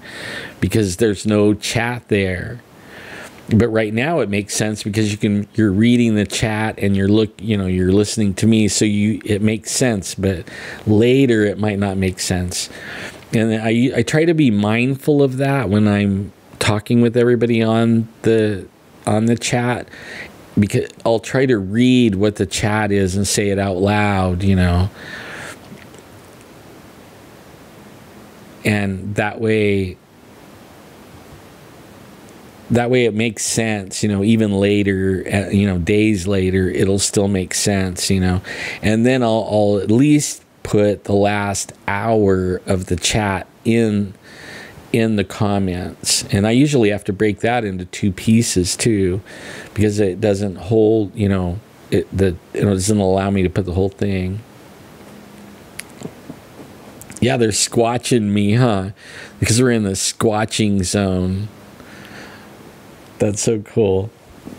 The Squatch zone. Ooh. Yeah, and then I'm going to also break up the Squatch zone. It's going to stay the Squatch zone. That's the name of it, of the YouTube channel. But I'm going to break this Squatch zone into zones. There's going to be the UFO zone, and there's going to be the ghost zone or the spirit zone, the abduction zone. You know, I'm going to break it up into the zones. And then I'm going to have one called the bedtime story, and all the bedtime story ones I'm going to put into that level, you know, into that part. So like each section will have, I mean, the Squatch zone's going to have each it's going to have other zones inside of it. So I've been giving it a lot of thought, and you know, I'm going to try to always come on Wednesday night. Okay, if you miss me on Monday, then I'll be on Wednesdays are going to be my days. Now I heard that they put Scully and Mulder right whenever I want to be on Wednesday, you know. Yeah, I'm totally open for interviews. In fact, I just rebuilt a computer. I just built a laptop. I have 2 laptops now. One just quit on me last night too. I just fixed the keyboard on it, but I have another one. That way, if anyone wants to Skype in, I can take Skype. I also now have a good cell phone where it has a good connection, and I can take calls. And I set this up right here. This is my call taking thing. It's an iRig 2. But I just plug that into the phone, and then this is it. Oops, I got the camera kind of tied up into it, but this is my phone call thing. So yeah, and I think I'm gonna keep the other phone, the one that doesn't have the greatest signal where I can't really go live. I think that's gonna be my phone. In fact, I wanted to run by you guys. I want to do open lines, because I have a feeling that in my chat, the people in my chat, there is some interesting stuff in my. I mean, I bet you there is some killer, scary shit in my chat. You guys are. I bet you have some stories that would knock our socks off. Otherwise, you wouldn't be in the chat. Like, I just have a feeling. Like, I don't know for sure, but I just have a feeling. And I want to make an open lines thing where I'll just chat with everybody. And if you want to call in, you know, and we'll do, it'll be open topic, open chat, open lines, open everything. And I would love to do that like once a month or something like that, if that's okay with everyone, and if they'll even participate. And only reason I am not so sure about the calls and stuff like that is because, like, at least from the audience or the people following, when I was with Jeff and we were doing the show, we couldn't get anybody to call in. I mean, we were lucky if out of 5 years 3 people called out of the whole entire 5 years. So I'm not sure, you know, the open line thing will work all that well, but, you know, I'm willing to give it a shot if everybody's willing to, you know, see if it'll work. So, but we'll see. And I have a lot of ideas for interviews. Like I want Adolph's in chat, but I want to talk with Adolph. I want him to call in, and then I want Chris to call in. And me and him, we've been talking about that. He's really into religion, and so it would be like a religious type show. But yeah, I could take calls and stuff like that, and I'm working on like guests and stuff like that. I haven't hit up any of my famous friends yet. You know, I'm not sure if they'll even do it or want to, because I'm really a nobody, but you never know.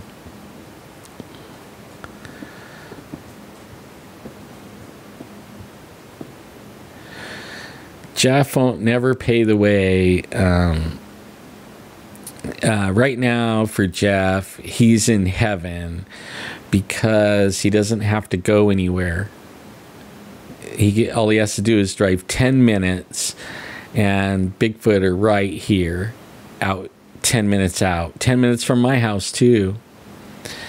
And the only thing different between me and him on this 10-minute thing, we all know the same people.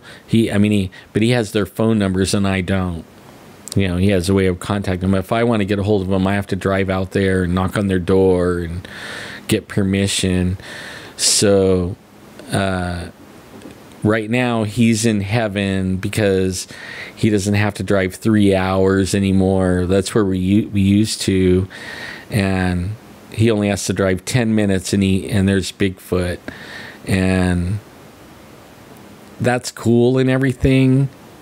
Only I'm learning it's even further out than that, like all around the Central Valley, anywhere there's a river or creeks, there's Bigfoot. Mountains, hills, you know, like even the Coast Range. Like I want to drive around and check out some places. Like if the Bigfoots are around here in these certain areas, and we've documented that, why aren't they over in the other ones then that are identical, only on the other side of the valley or in the middle of the valley, like say the Mendota Slough and stuff like that, like where the San Joaquin River runs all the way to the Bay Area. In fact, before they put the dam at Millerton, they used to have river boats running from the bay, from San Francisco Bay, all the way over here.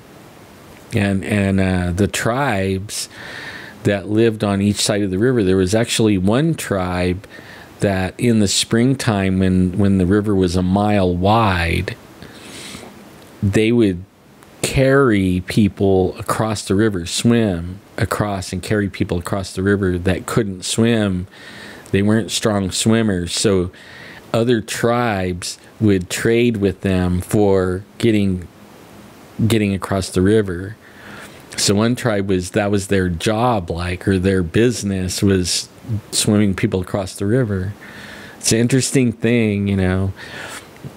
But I have a feeling these Bigfoot have been going up and down these rivers for a long time, and it's just now that we're on to it, I think it's time to find out, go see. Swamp apes. Man, I do want to go to the northern. You're in Northern California, right? Like up by Klamath River. Is that where you're at, Woolly Booger? Up there? In fact, howdy, Ito and Woolly Booger in Vins. I really got to go, though. I'm hit my 2-hour mark, and I promised my wife I would try to hold to a time. You know, she's like, you get on there, and then 3 hours later, and I have this is our bedroom, and right now we're staying in the motel room because we're still working on our bedroom. Like I need carpet and stuff like that. Like, this is a cement floor, and I could turn it and I could show you the wall is all tore up over here on this side. Central Stockton, that's not that far. That's only a couple of hours.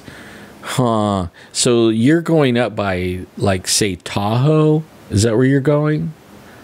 Like on the other side of Yosemite, right? In between Yosemite and Tahoe? That's interesting.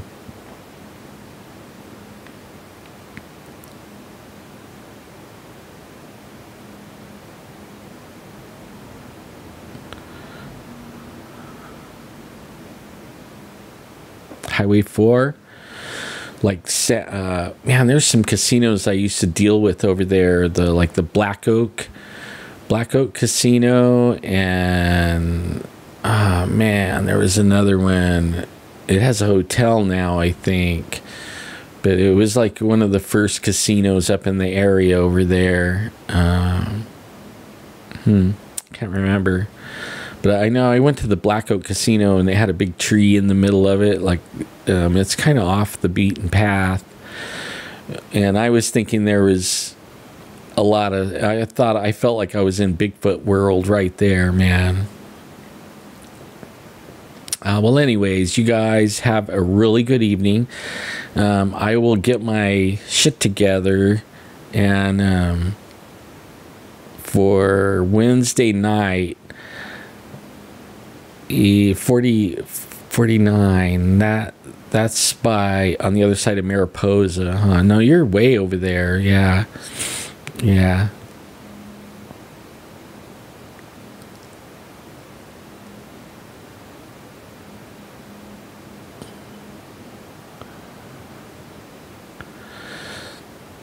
So I am I being disrespectful, Vince? I hope not. I hope I didn't seem disrespectful to anyone.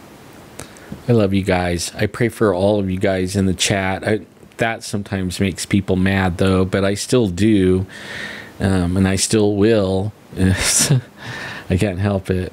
Oh, okay. Yeah, he's been pretty disrespectful. You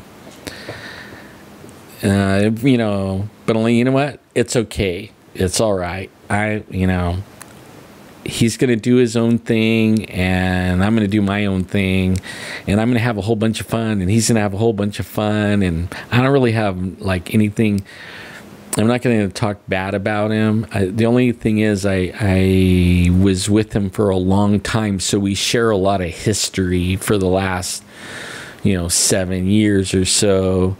And that means alien abductions and ghost hunting and UFOs and Bigfoots and stuff like that we share. And like I shared everything I know almost with them. And he was good at taking, but he was really good at being quiet about what he knows. And I think maybe I was naive because he has an agenda. Once I learned his agenda, though, Hollywood, then my naivety, like, I realized I was being naive. I should have, like, maybe not been so sharing with everything as, like I feel like I was a little bit used and then kicked to the curb. As soon as he had everything I know or, what he needed, then he just, like, boop, gone. And I don't know if I could do that to anyone, especially when I think it's a really good friend. Like, I consider Jeff a really good friend. I mean, we did things all the way up until the final day that he said, boop, you're gone. And so that hurts a little bit, but I learned something, right? I learned something from that, and I'm going to take that away with me, what I learned. And I also know karma's a bitch. Even though I don't believe in karma, I do believe what goes around comes around.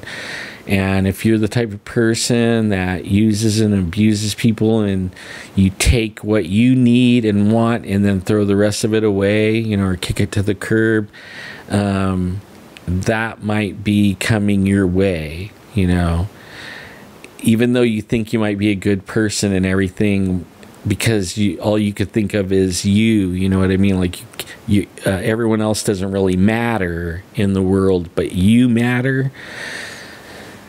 I'm not like that. Like, I don't even care about me. I don't matter, but you guys matter to me. Everything about you guys matter to me. Like John Roslin right there. I just seen him posting. That guy, like, I never met him, only I feel a deep bond with him, and I pray for him every night, more so than other people, because he is fighting a battle with the big C word, okay? And I think it's in the what they call it, four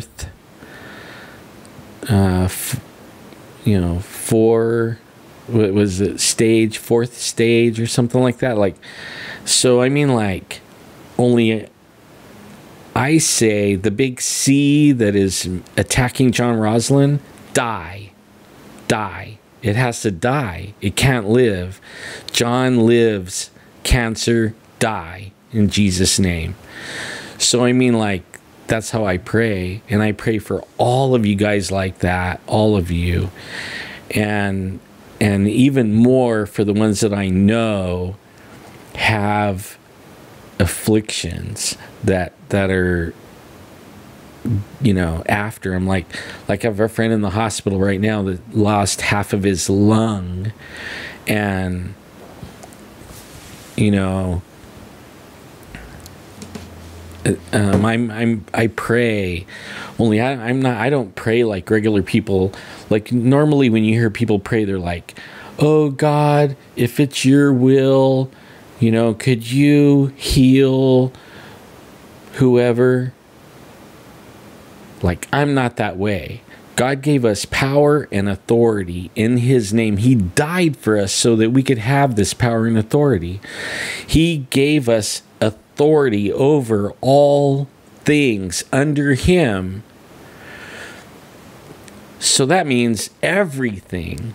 That means demons. That means fallen angels. That means everything, right?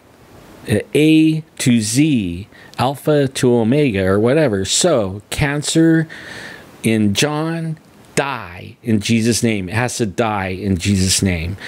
The lungs, and my friend, like I prayed, he went to surgery this morning. I haven't heard yet what happened.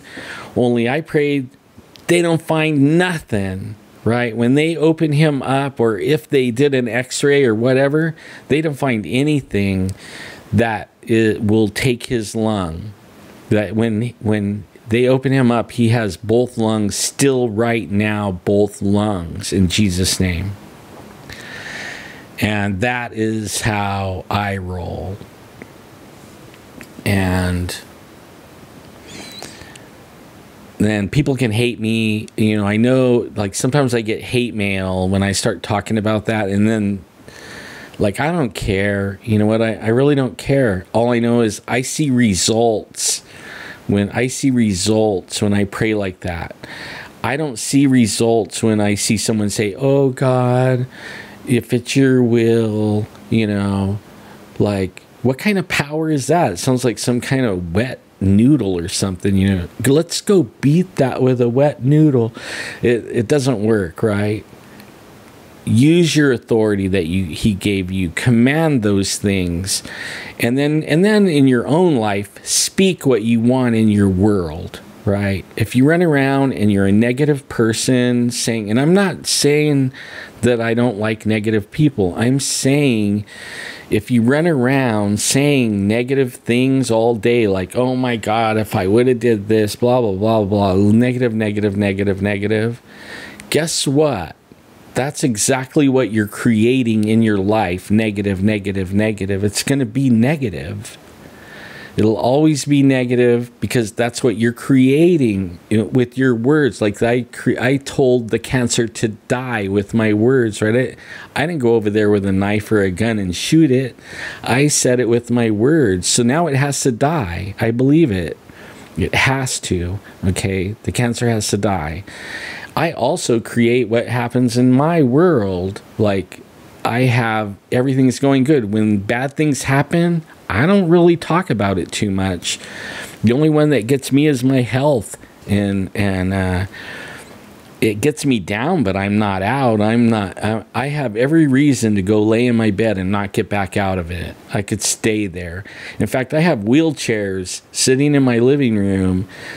In fact, I gave away some wheelchairs because I don't need them, you know what I mean? And I was in wheelchair. So, I mean, like, I gave it away. I got out of the wheelchair. I walked. And me and my wife walked all over Costco. It hurt like a mo. I'm going to tell you right now. Only I did it, and I feel really good. I mean, I feel great that I was able to walk. I mean, the pain hurts, yes, but The idea of walking around Costco, the whole store, all the way, and even then, like, I got all the way to one side and I had to go to the bathroom, right? And I go, hey, you guys got a bathroom in here? He's like, way over. He points to the other wall, you know, across the whole thing. He goes, go there, turn left, go all the way to the corner. You're at the bathroom. I'm like, what? Like, dang, you know, that's where I came in at, you know. But hey, that is life. That life's going to happen, and the enemy's going to try to hit you with everything, absolutely everything. He'll use people against you. He'll use family members against you. They'll come around saying negative, negative, negative, negative. You know, don't listen to him, you know. Don't listen to him. Don't listen to him. And then don't let anything in your house, like, say, anger, rage, jealousy, you know, anything you can name negative like that, like, tell it to leave. Tell it from property line to property line. It isn't allowed on your property. It has to go. It cannot stay.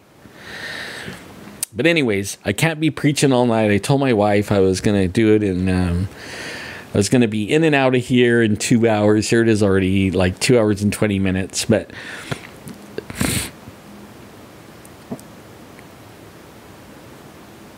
there you go, John. Exactly, man. Exactly, exactly. And when two or more, he's there with us, standing right there with us, agreeing with us. He's with us, right? But he's with me all the time. He lives inside of me. Okay, I gotta go. I could keep on talking about this all night long. All I know is I'm living proof of what I just told you guys. Okay, I'm living proof of it. I mean, I could give you example after example, like this house. I mean, a really fast one. I rented it with the last money I had when I got hurt, and I was in a wheelchair.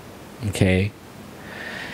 And I rented it with all I had, and I was expecting Social Security to just kick in because I had plenty of medical records, you know, saying I'm disabled. I mean, I'm in a wheelchair. Like, what? Like, how more disabled can you get, right? Well, the Social Security judge threw my medical records out. So then how do you win a disability suit when you have no evidence that you're disabled? Because he threw out the medical records. Like, what? Like, who have heard of that? So then it was another 2 years of me fighting with Social Security to get my medical records put back as evidence. Let me... The dude is looking at me sitting in a wheelchair going, and I was a bodybuilder before I got hurt, right? I'm like always working out.